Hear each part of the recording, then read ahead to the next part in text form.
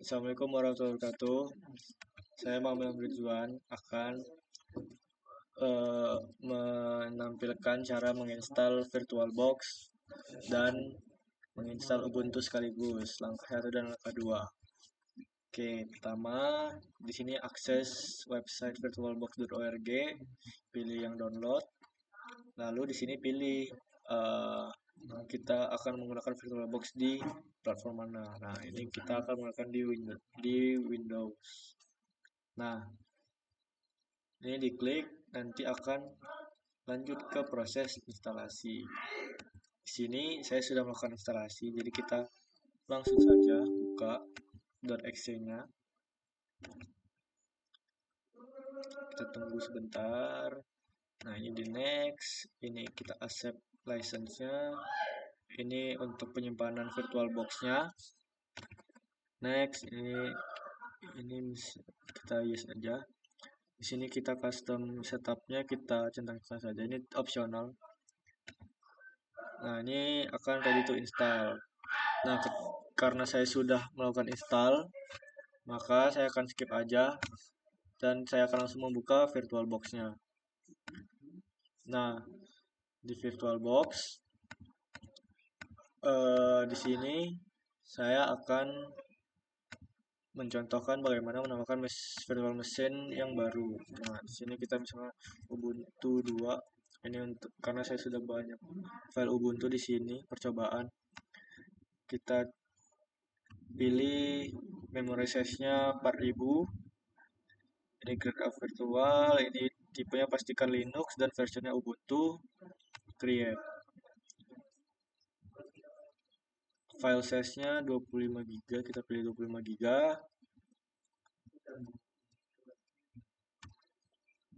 Kita create.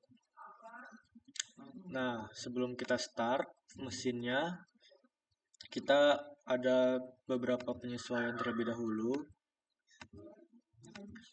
Di bagian sistem, kita pastikan base memorinya sesuai dengan keinginan kita. Cuma disarankan untuk 4096 ya. Karena saya sudah mencoba di 2000 error. Ini networknya kita centang saja. Prosesornya kita pilih 2. Aksesornya dibiarkan default. Lalu di display saya akan ngatur ke ini 200 supaya tidak kecil. Nah, yang selanjutnya yang penting adalah di bagian storage. Nah, di sini kita akan memasukkan ISO image untuk Ubuntu-nya. Kita choose, pastikan sudah mengunduh file ISO-nya karena ini cukup besar filenya, 6 GB, lalu klik OK.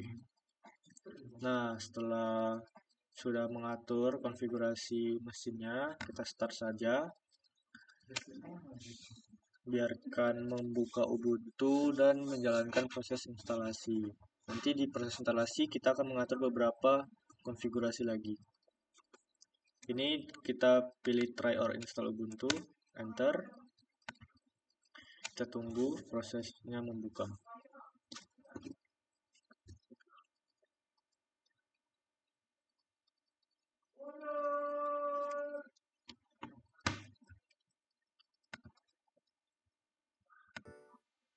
Nah, setelah proses preparing Ubuntu-nya selesai, di sini kita akan lanjutkan ke proses instalasi Ubuntu-nya. Nah, di sini ada pemilihan bahasa, kita pilih bahasa Inggris. Kita next, kita accessibility untuk Ubuntu-nya. Ini bisa langsung di next saja, seharusnya default. Ini keyboard layout-nya, kita pilih English US. Ini next, ini next, ini skip. Ini install Ubuntu. Ini interactive installation, kita pilih interactive installation. Ini default selection saja. Ini kita pilih install third party software.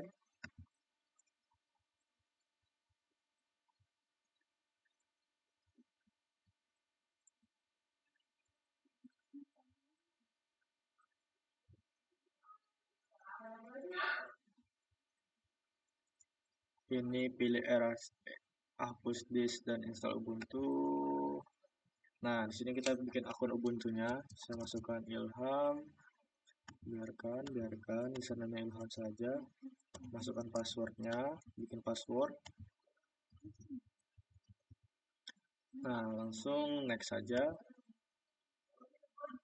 Pilih time zone, kita pilih Jakarta. Ini review untuk instalasinya. Setelah direview, lakukan install. Nah, nanti setelah install akan membuka ulang Ubuntu dan melakukan login ke Ubuntu dengan akun yang sudah tadi kita buat. Nah, setelah proses instalasi selesai, lalu kita akan login ke akun Ubuntu untuk mengecek apakah akun yang kita buka tadi bisa diakses. Pastikan mengingat passwordnya. Kita masukkan password, enter, tunggu Ubuntu membuka dan akan dialihkan ke halaman utama Linux-nya.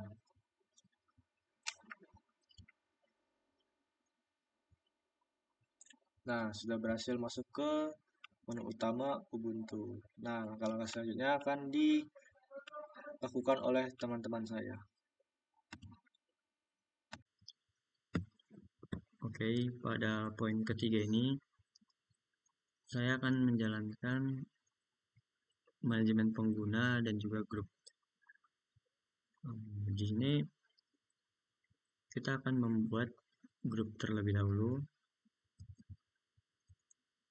dengan perintah di terminal sudo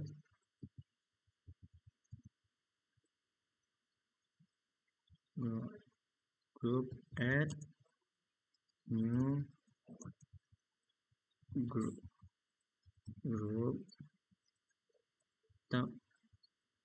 terus kita akan membuat user, kan kita butuh 2 user, jadi kita menambahkan user yang pertama dulu dengan perintah sudo add user new user 1, password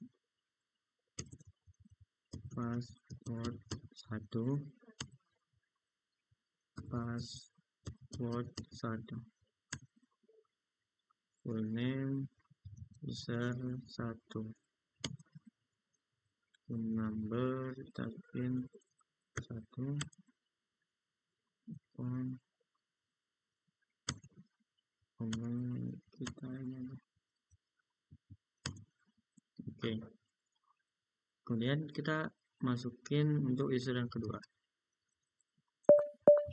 Sudo add user new user 2.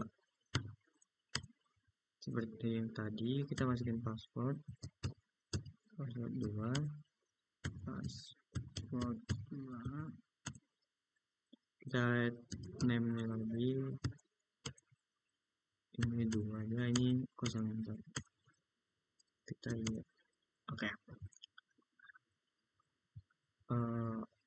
Kedua user ini akan kita masukkan ke dalam grup yang barusan kita buat di atas. Jadi sudo dengan perintah sudo user min a new group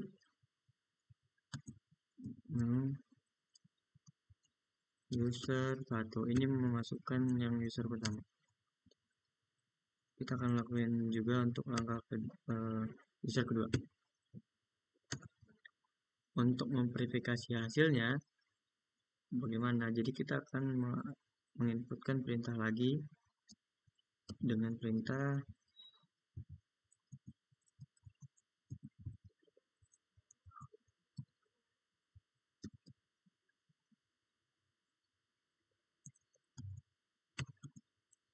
etc group.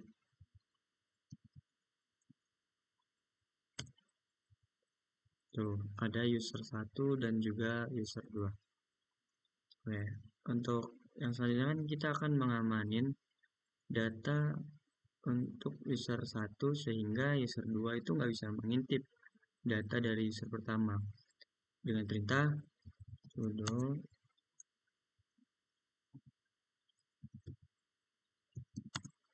min_r new user 1 new user 1 home new user 1. Terus berikutnya sudo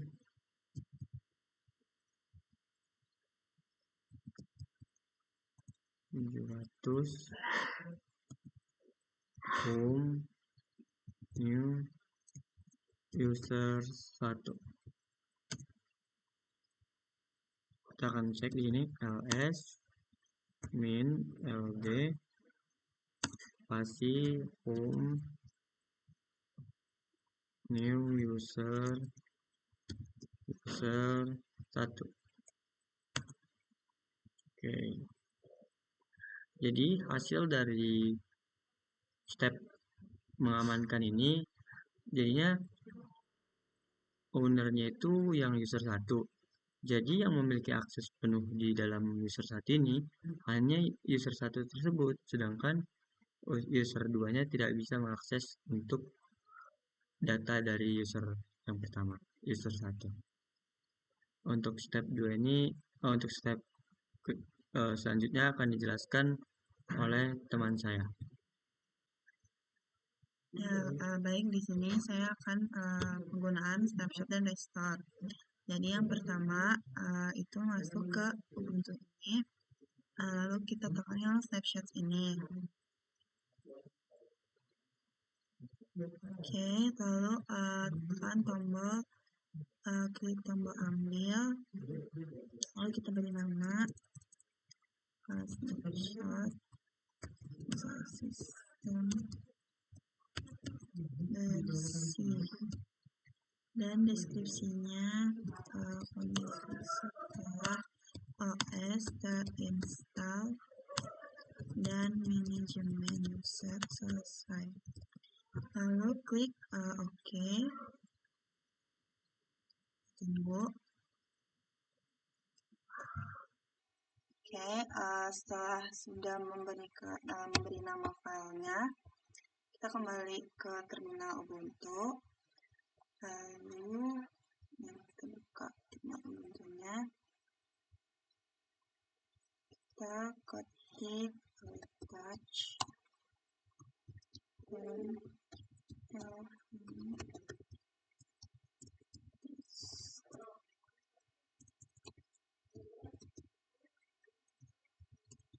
sistem rusak.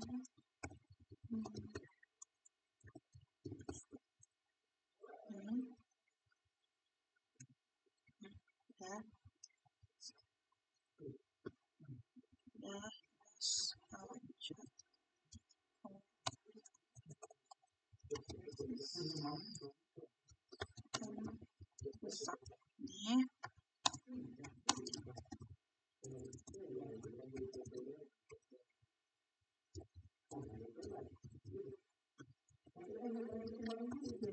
dan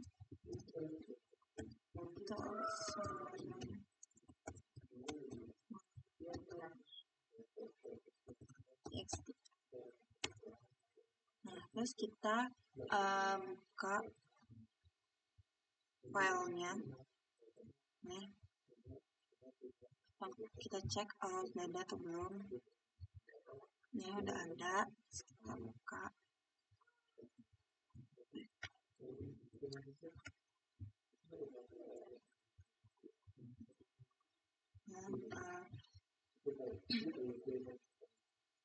Nah, ini sudah ada filenya.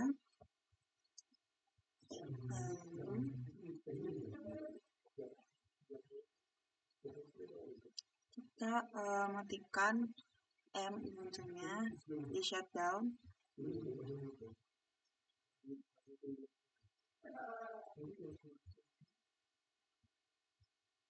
Shutdown.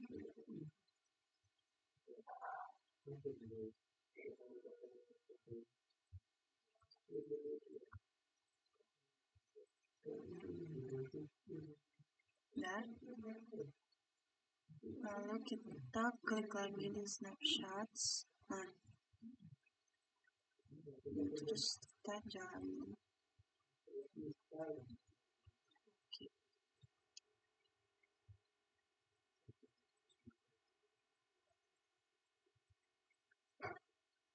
Oke, step selanjutnya akan dijelaskan oleh teman saya.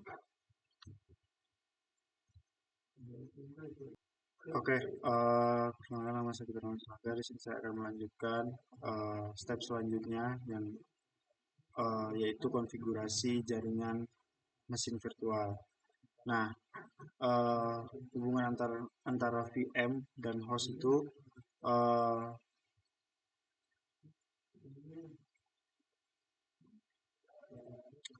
ada NAT atau Network Address Translation. Itu biasanya VM berada di dalam jaringan private terdiri di bawah kendali VirtualBox.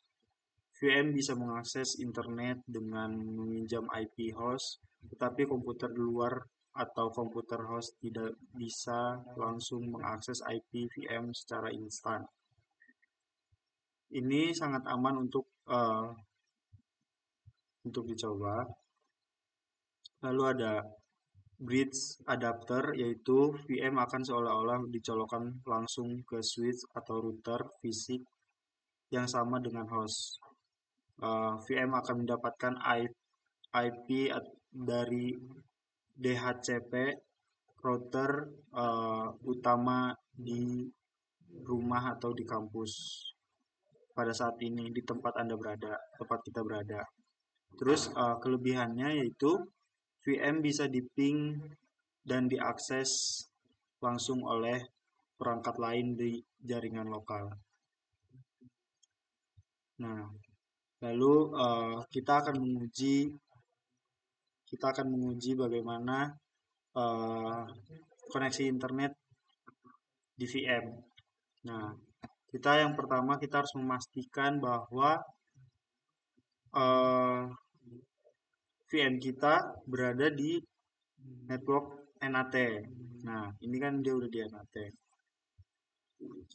Lalu kita bisa mengujinya lewat terminal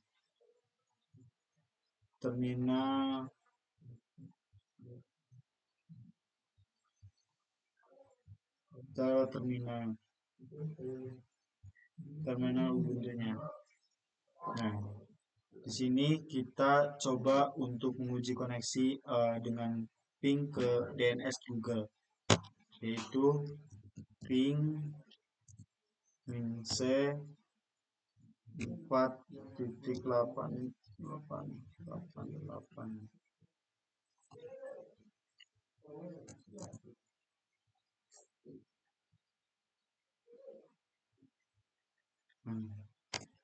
Bentar.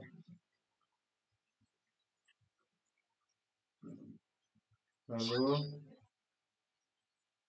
kita coba untuk menguji resolusi DNS dan HTTP fetching menggunakan curl. Jadi curl min i https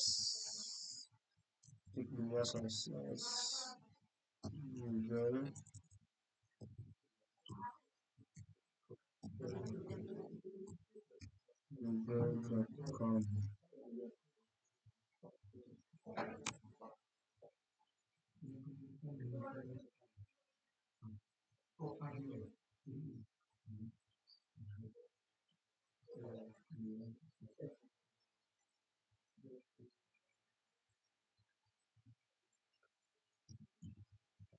belum terinstall.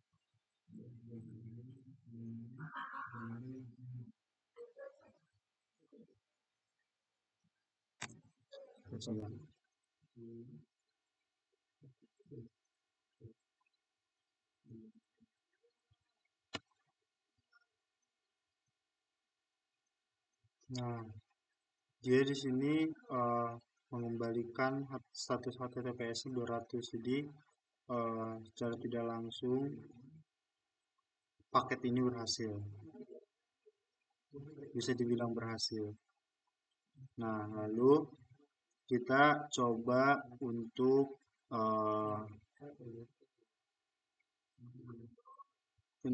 bagian firewall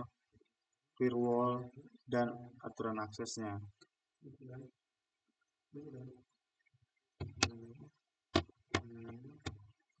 Kita coba sudo update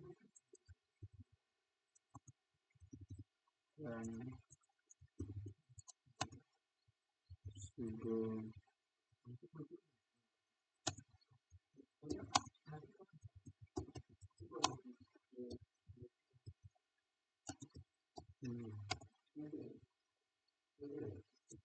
ini kita memastikan UFW kita terinstall. Bahasanya terinstall. Oke. Kita lihat statusnya.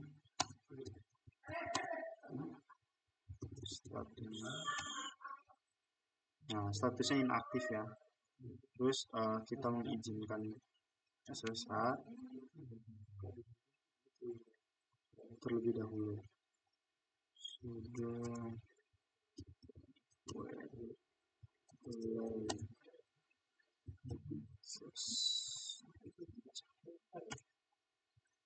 Oke, terus terupdate, lalu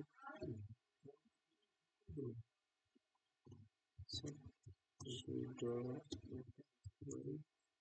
kita memblokir lalu lintas HTTP. Ini 80/TCP. Berhasil diupdate juga ya. Nah, lalu kita mengaktifkan firewallnya.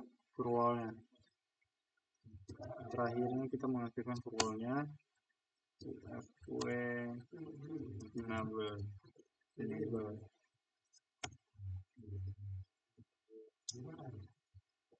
Oke, aktif ya. Soalnya tadi firewallnya itu tidak aktif. Bisa dilihat, nah, inaktif dia. Dilihat statusnya pada inaktif. Nah, lalu kita coba sudo UFW status Firebase.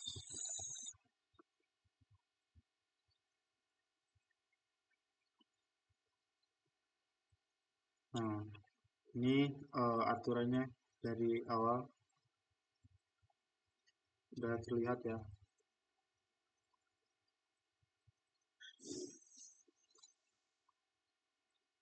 Oke, lalu kita coba untuk tes koneksi atau simulasinya.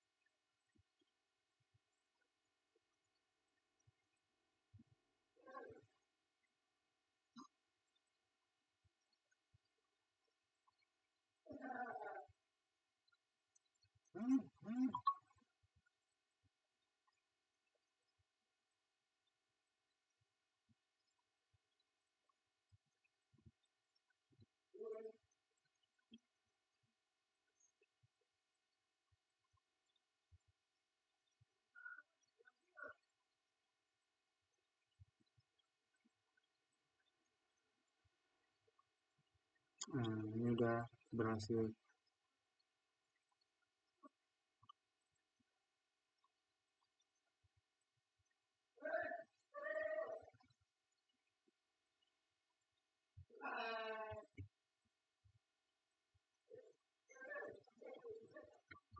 Mungkin itu saja